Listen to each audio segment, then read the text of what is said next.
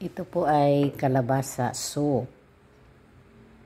Hindi ko na pinakita kung paano umpisa. Kasi matagal eh. Matagal matapos. Basta unang-una, iuubin mo lang yung kalabasa.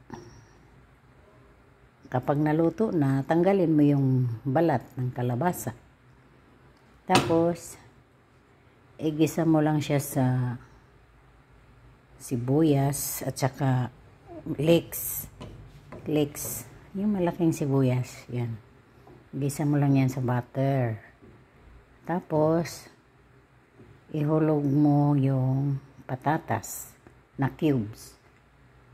Igigisa mo yung patatas dyan sa butter. Pagkatapos, lagyan mo ng gatas na evaporada.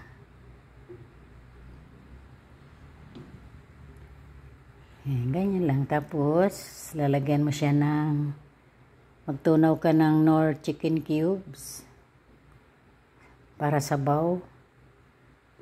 Saka mo ibuhos dyan. Tapos, i-blender.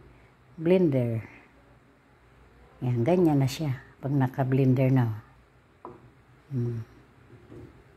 Titikman na lang yan. Lalagyan ng all-purpose cream. Everyday creamer. Yan o. Yan. Ganyan lang. Timplahan lang yan. Paminta, kunting patis. Okay na.